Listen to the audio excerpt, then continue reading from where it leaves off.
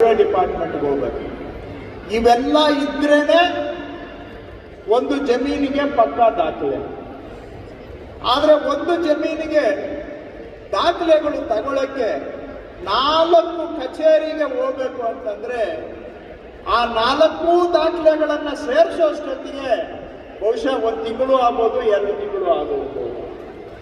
2 ತಿಂಗಳು ಕಚೇರಿಗಳು ಸುತ್ತಬೇಕು ಅಂತ ಹೇಳಿದ್ರೆ ಜನರದು ಎಷ್ಟು ಸಮಯ ವ್ಯರ್ಥ ಆಗುತ್ತೆ. ಇದಕ್ಕೇನಾದರೂ ಪರಿಹಾರ ಮಾಡಿ ಅಂತ ನಾವೀಗಾಗಲೇ ಅದಕ್ಕೆ ಪರಿಹಾರ ಮಾಡಿದ್ದೇವೆ. ಬರೋ ದಿನಗಳಲ್ಲಿ ಬಹುಶಃ ಇನ್ನೊಂದು ತಿಂಗಳು 2 ತಿಂಗಳು ಒಳಗಡೆ ನಿಮಗೆ RTC ಕೊಡೋವಾಗ RTC ಜೊತೆಗೇನೆ MR, EC, ಸರ್ವೆ ಸ್ಕೆಚ್ಚು, ಆಕಾರ ಬಂದು ಇಷ್ಟೂ ದಾಖಲೆಗಳನ್ನು RTC ಜೊತೆಗೇನೆ ಕೊಟ್ಬಿಡ್ತೇವೆ ನಾವು. ಅದಕ್ಕೆ ಒಂದೇ ಕಡೆ ತಗೋಬಹುದು, ಮತ್ತೆ ಆನ್ಲೈನಲ್ಲೇ ತಗೋಬಹುದು, ಯಾವ ಕಚೇರಿಗೂ ಬರೋದು ಬೇಕಾಗಿದೆ. ಇದು ಎಲ್ಲ ಇದಕ್ಕೆ ಬೇಕಾದಂಥ ಬದಲಾವಣೆಗಳನ್ನು, ಇಂಟೆಗ್ರೇಷನ್ ಅನ್ನ ಕಳೆದ 6 ತಿಂಗಳಿಂದ ಮಾಡಿಕೊಂಡಿದೆ. ಈಗ ಪೈಲಟ್ ಸ್ಟೇಜಲ್ಲಿ ಇದ್ದೇವೆ. ಬಹುಶಃ ಈ ಬಜೆಟ್ ಆದಮೇಲೆ ಅದನ್ನು ಅಧಿಕೃತವಾಗಿ ನಾವು ಜನಗಳಿಗೆ ಸಮರ್ಪಣೆಯನ್ನು ಕೂಡ ಮಾಡ್ತೇವೆ. ಬಹುಶಃ ಸರ್ವೆ ದಾಖಲೆಗಳು, ಸರ್ವೆ ಸ್ಕೆಚ್ಚು, ಆಕಾರ ಬಂದು, EC, MR ಇಷ್ಟೂ ದಾಖಲೆಗಳನ್ನು RTC ಜೊತೆಗೆ ಜೋಡಿಸಿ ಕೊಡುವಂಥ ಒಂದು ಕಾರ್ಯ ಆರಂಭ ಮಾಡ್ತಾ ಇದ್ದೇವೆ. ಮುಂದಿನ ದಿನಗಳಲ್ಲಿ ಅಷ್ಟೇ ಅಲ್ಲ, RTC ಒಳಗಡೆನೆ ಡಿಜಿಟಲ್ ಸರ್ವೆ ಸ್ಕೆಚ್ಚು ಬರಬೇಕು, ರೈತನ ಫೋಟೋನು ಬರಬೇಕು, ಆ ಜಮೀನ್ ಫೋಟೋನು ಬರಬೇಕು. RTC ಒಳಗಡೆನೆ ಜಮೀನ್ದು drone photo, survey digital sketch, ಜಮೀನು ಮಾಲೀಕರ ಫೋಟೋ ಇಷ್ಟು RTC ಒಳಗಡೆನೆ ಪ್ರಿಂಟ್ ಆಗಬೇಕು. ಆ ಥರ ಸಿಸ್ಟಮ್ಗೆ ಮುಂದೆ ತರಲಿಕ್ಕೆ ಈಗ ಒಂದು ಗ್ರೌಂಡ್ ವರ್ಕ್ ಅನ್ನು ಕೂಡ ಮಾಡ್ತಾ ಇದ್ದೇವೆ. ಮುಂದಿನ ದಿನಗಳಲ್ಲಿ ಮಾಡುವಂಥ ಕೆಲಸ ಇನ್ನೂ ಬಹಳ ಇದೆ. ಆ ದಿಕ್ಕಿನಲ್ಲಿ ಪ್ರಯತ್ನ ಮಾಡ್ತೇವೆ. ನಾನು ಕೂಡ ಈ ಜಿಲ್ಲೆಗೆ ಸೇರಿದಂಥವನೇ. ಯಾಕೆಂದರೆ ಕೋಲಾರ ಬೇರೆ ಅಲ್ಲ, ಚಿಕ್ಕಬಳ್ಳಾಪುರ ಬೇರೆ ಅಲ್ಲ.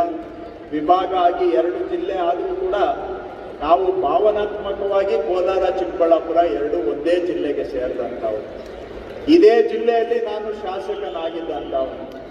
ಹೋದ ಬಾರಿ ಬಂದಿದ್ದಾಗಲೂ ಹೇಳಿದೆ ನಾನು, ಎಷ್ಟೋ ಜನಕ್ಕೆ ಗೊತ್ತಿರೋದಿಲ್ಲ, ನನ್ನ ಹಳೆ ಕ್ಷೇತ್ರ ಚಿಕ್ಕಬಳ್ಳಾಪುರ ಜಿಲ್ಲೆಗೂ ಕೂಡ ಸೇರಿದಂತಹದ್ದು ಇತ್ತು. ವೇಮಗಲ್ ಕ್ಷೇತ್ರಕ್ಕೆ ಚಿಂತಾಮಣಿ ತಾಲೂಕಿಂದ 2 ಹೋಬಳಿ ಹೋಗ್ತಾ ಇತ್ತು. ಈಗ ಆ 2 ಹೋಬಳಿ ಚಿಕ್ಕಬಳ್ಳಾಪುರ ಜಿಲ್ಲೆಗೆ ಬಂದಿದೆ. ಅವರೆಲ್ಲ ಇಲ್ಲಿ ಬಂದಿದ್ದಾರೆ, 2 ಹೋಬಳಿಗಳು ಕೂಡ. ಈ ಜಿಲ್ಲೆ ನಮ್ಮ ತಂದೆಯವರು ಶಾಸಕರಾಗಿ, ಮಂತ್ರಿಗಳಾಗಿ ಕೆಲಸ ಮಾಡಿದಂಥದ್ದು. ಅವರ ಕಾಲದಲ್ಲಿ ಅವರು ಪ್ರಾಮಾಣಿಕವಾಗಿ ಕೆಲಸ ಮಾಡಿ ಜನಗಳ ಮನಸ್ಸಿನಲ್ಲಿ ಉಳಿಯುವ ರೀತಿಯಲ್ಲಿ ಒಂದು ಹೆಸರನ್ನು ಉಳಿಸ್ಕೊಂಡು ಹೋಗಿದ್ದಾರೆ. ಅವರ ಹಾಕಿದ ಅಡಿಪಾಯದ ಮೇಲೆ ನಾವು ಬಂದಿರತಕ್ಕಂಥವ್ರು.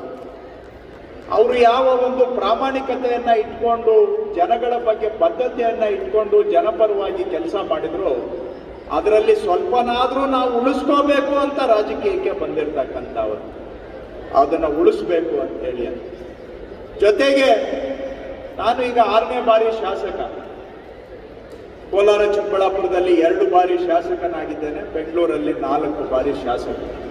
ಜನ ನಮಗೆ ಇಷ್ಟು ಅವಕಾಶವನ್ನು ಕೊಟ್ಟಿದ್ದಾರೆ ಅಂದರೆ ಎಲ್ಲೋ ಒಂದು ಕಡೆ ಜನಗಳ ಋಣದಲ್ಲಿ ನಾವು ಬದುಕ್ತಾ ಇದ್ದೇವೆ.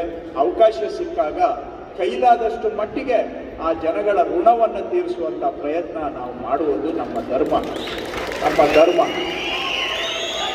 ಅದೇ ತರಹ ನನ್ನ ಪಕ್ಷನೂ ಸಹ 3 ಬಾರಿ ನನಗೆ ಮಂತ್ರಿ ಮಾಡಿದೆ. ನನ್ನ ಕಾಂಗ್ರೆಸ್ ಪಕ್ಷದಲ್ಲಿ 5 ಬಾರಿ ನಾನು ಶಾಸಕನಾಗಿದ್ದೇನೆ. 3 ಬಾರಿ ನನಗೆ ಮಂತ್ರಿ ಮಾಡಿ ಜವಾಬ್ದಾರಿ ಸ್ಥಾನಗಳನ್ನು ಕೊಟ್ಟು ನಮಗೆ ಶಕ್ತಿಯನ್ನು ತುಂಬಿದ್ದಾರೆ. ಅಂಥ ಸಂದರ್ಭದಲ್ಲಿ ನಮ್ಮ ಮುಖ್ಯಮಂತ್ರಿಗಳು ಸಿದ್ದರಾಮಯ್ಯನವರು ನಮಗೆ ಈ ಜವಾಬ್ದಾರಿಯನ್ನು ಕೊಟ್ಟು ಜನಗಳ ಸಮಸ್ಯೆಗೆ, ಬದುಕಿಗೆ ಪರಿಹಾರ ಮಾಡ್ತಕ್ಕಂತಹ, ಸಹಾಯ ಆಗ್ತಕ್ಕಂಥ ಕೆಲಸ ಮಾಡಬೇಕು ಅನ್ನೋ ಸೂಚನೆಯನ್ನು ಕೊಟ್ಟಿದ್ದಾರೆ. ಅದೇ ಥರ DK ಶಿವಕುಮಾರ್ ಅವರು ಕೂಡ ಇವೆಲ್ಲ ರೈತರದ್ದು ಸಮಸ್ಯೆ ಪರಿಹಾರ ಮಾಡಿದ್ರೆ ನಾವು ಭೂ ಗ್ಯಾರಂಟಿ ಕೊಟ್ಟಂಗೆ ಆಗುತ್ತೆ ಅಂತೇಳಿ ಆ ಕೆಲಸ ನೀವು ಮಾಡಬೇಕು ಅಂತ ನನಗೆ ಹೇಳಿದ್ದಾರೆ. ಇಷ್ಟೆಲ್ಲ ಅವಕಾಶ ಸಿಕ್ಕಿರುವಾಗ ಎಲ್ಲೋ ನಮ್ಮ ಕೈಲಾದಷ್ಟು ಜನಗಳಿಗೆ ನಾವು ಸೇವೆಯನ್ನ ಮಾಡಬೇಕು. ಏನೋ ಒಂದಷ್ಟು ಹಿಂದೆ ಆಗದೆ ಇರುವಂತ ಕೆಲಸಗಳನ್ನ ಇವತ್ತು ಮಾಡ್ತಾ ಇದ್ದೇವೆ.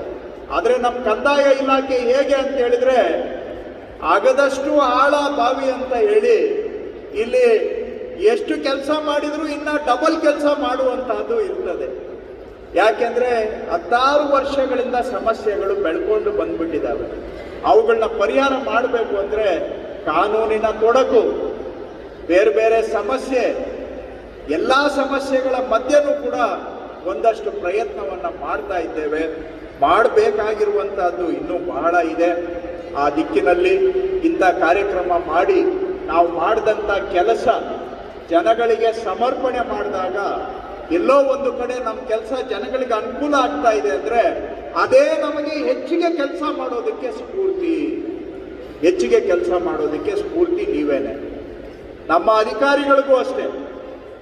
ಯಾಕೆಂದ್ರೆ ನಮ್ಮ ಕಂದಾಯ ಇಲಾಖೆ ಅಧಿಕಾರಿಗಳು